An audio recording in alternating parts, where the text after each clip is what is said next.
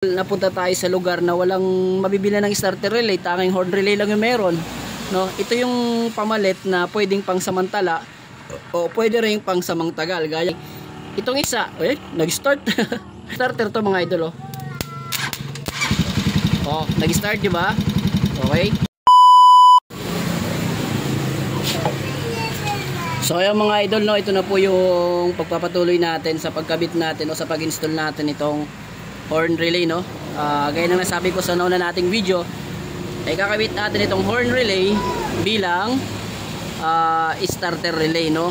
Ito yung mga remedyo kung wala tayong makunang starter relay o kung napunta tayo sa lugar na walang mabibili ng starter relay, tanging horn relay lang yung meron, no. Ito yung pamalit na pwedeng pang samantala o pwede rin pang samangtagal. Gaya ko, matagal ko na itong ginagamit. Okay, so ipapaliwanag ko sa inyo kung paano ito i-install. Napakadali lang naman ito i-install mga idol.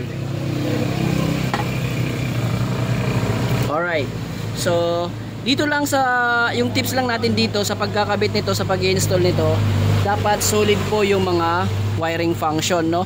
Ay yung pagkaka-tape mo dapat solid. Yun lang po yung sikreto doon. Okay, so sa ating horn relay may makikita ka dyang dalawang kulay yellow, tapos itong kulay blue. So itong kulay red, ito po yung positive. Ito po yung galing sa battery. Number 30 po ito. So ikakabit natin siya sa battery. So dito sa ating electrical, ito po yung kanyang source ng battery. So ang gagawin natin dyan, ipupulupot lang natin na maayos yung number 30, no, sa ating battery para hindi magka-problema. No, alam naman natin yung ating starter relay ay malakas migup ng kuryente at saka malakas yung kapit niyan, no, mga idol. Kapit talaga no. Yan, so hihigpitan lang natin ng maayos yan. Okay. Discarding malupit tayo pagdating sa mga ganito, no. Guys, sasabi ko, ito ay remedyo na pangsamantala pero pwede rin pang samangtagal. Okay, so wala na tayong i-clip dito. Ito nga pala, ito yung linya dati, ito yung nakasalpak sa ating starter relay dito, dalawa. Tapos yung isa niyan, ito naman ganyan, nakaganyan yan, diba? Starter relay. Okay, itong isa nag-start. Nag-spark kasi actually ito starter to, no. Wait lang, neutral lang natin. Yan, starter to mga idol,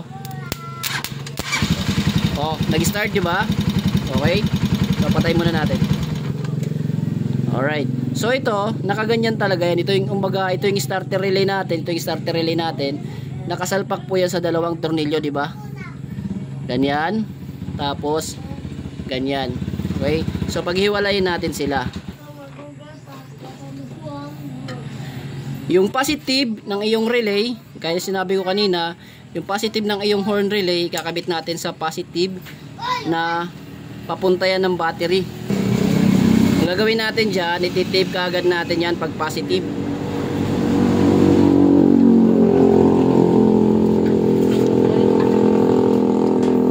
Yan, itape natin yan na maayos pag positive.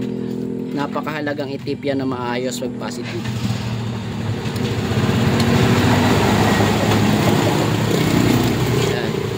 So kung napapansin nyo, hindi ko pinutol to kasi pwede pa natin to ikabit ulit sa starter relay, no. Guys, sabi ko pang samantala lang ito gamit ang horn relay. Sama naman natin ikakabit itong isa. Ito yung papunta po dito sa starter motor. Ito yan, okay, so dito natin yan ikakabit sa number 87 naman. Yan, sa number 87 ng ating relay, dito natin yan ikakabit. So nasusundan nyo ba ako mga idol? Yung number 30, yun yung magiging source ng ating relay. Yun yung galing battery. Yung tinanggal natin doon sa ating starter relay na papunta po ng battery, doon ikakabit yung number 30. Tapos yung isang terminal naman ng ating starter relay na papunta sa starter motor, dito naman ikakabit sa number 87. Nakukuha nyo ba ako mga idol? Ayan, Guys, sabi ko, i-tape lang mo po na maayos pagdating sa part na ito. Dapat solid po para hindi uminit. Yun, no? Solid. Tapos i-tape natin para hindi gumalaw. Kaya sinabi ko, pag positive, tape agad.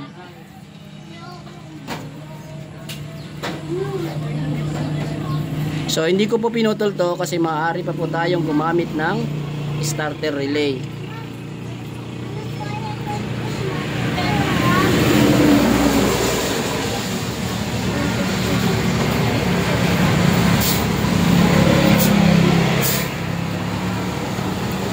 Yun, okay na.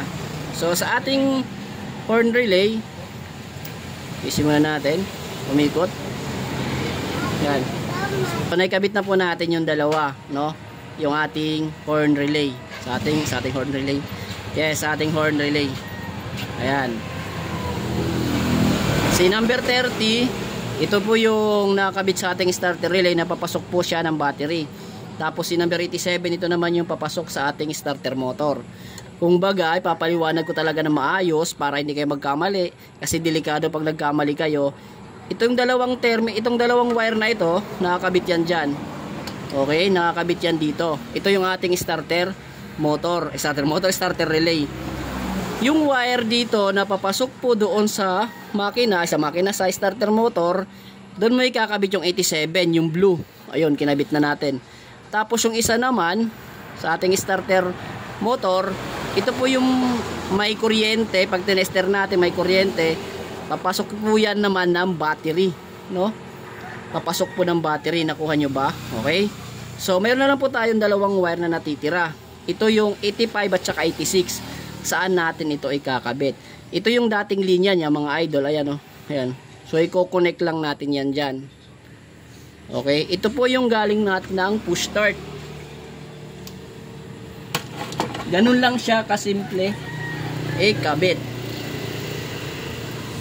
Pero may ako dito, may twist ako kasi yung motor na ito mayroon pong sanction, no? May function. Okay, so balik tayo dito sa dalawang wire na ito. Dito sa ating relay, kahit magkabaliktad yan, ito yung makabit mo dito, o ito yung maikabit mo, yung number 85 ilagay mo dito, yung number 86 maikabit mo dyan, walang problema dyan. Alright? Okay, so gaya nito, yung 86, yun yung ikakabit ko dito sa ating yellow na may red, which is ito yung galing ng push start. Pag magpo-push start tayo, ito po yun. Kahit anong trigger ka pa, negative trigger o positive trigger, pwede ito. Okay, so dito naman yung natitira, yung number 85, which is yung ground, kasi may ito positive kasi lumalabas dito na galing sa ating push start. Tapos ito naman yung green na may guhit na red, ito po yung trigger ng ating switch dito po sa taas, mga idol, oh. Dito pag hinahawakan natin yung clutch, saka pa lamang siya mag-trigger ng negative papunta rito. So ang ginawa ko, kasi sira na po yung ating switch doon sa taas, yung ginawa natin ay irerekta na lang natin itong number 85, lalagyan na lang natin ito ng negative. So may nakaabang na po ako negative dito, ito po yun, negative ito, at ikakabit na lang natin. Alright, so apat lang po yung wire na naandyan, ha, apat lang yan.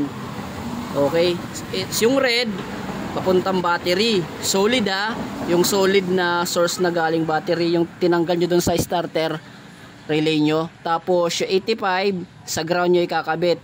Tapos si 86 doon naman po sa accessories wire na galing push button na mayroong positive na source. Okay, tapos si 85 sa ground nga. Pero kung walang problema naman po doon sa inyong switch na pag inapakan o hinapakan yung clutch ay gumagana naman siya, pwede nyo nang irekta kagad to dito, no, yung ground. Okay, so ganun lang siya. Okay, so try muna natin. At saka yung number 87 pala, ito na yung papunta dito sa starter motor. Okay, yung tinanggal din natin doon sa starter relay. So try natin. Naka neutral. Try natin. Yun, oh. Yun, oh. Gumano. Patay muna natin. Buhayin. Ayan, ipupush start ko, ha. Walang daya yan. Ayan na yun, oh. Pakita natin yung relay na lumalagatik. Ay, lumalagatik. Ayun nga, lumalagatik. Ayaw. Ayan mo na. Yun, oh. Buti na lang may isa tayong kamay. Ayan, napakita natin yung gumagana yan at aandar yan. Yan, oh. Alright. Uy, nang pantay.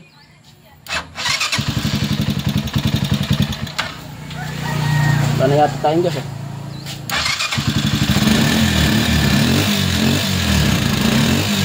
Alright. So, ibig sabihin, ayos yung ginawa natin dito sa horn relay na ito. Ginamit nating starter relay. Tapos yung ginawa natin sa part 1, naglagay tayo ng switch sa reverse. Yun, oh. Alright. So, sa nag-request naman mga idol na kung paano talaga ito yung manual na ikabit, ayan, so sana nasundan mo yung ginawa natin sa video na ito. Alright, so kung sino ka man, hindi na kita may mention, shoutout sa iyo idol, at sana natugunan ko yung video na gusto mong itanong sa atin, ay pagawa sa atin. Alright, so gustong magtanong o magpagawa ng video, mag-comment lang kayo dyan sa atin comment section. Alright, so isa pa nga.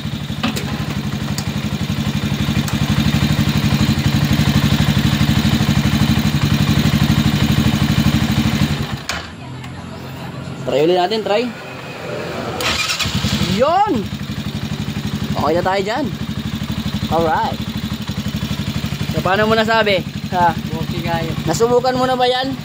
Hindi pa. Subukan mo sa motor mo. Ay, naulit ko. Pangsamantala, pero pwedeng pangsamantagal. Alright, bye-bye.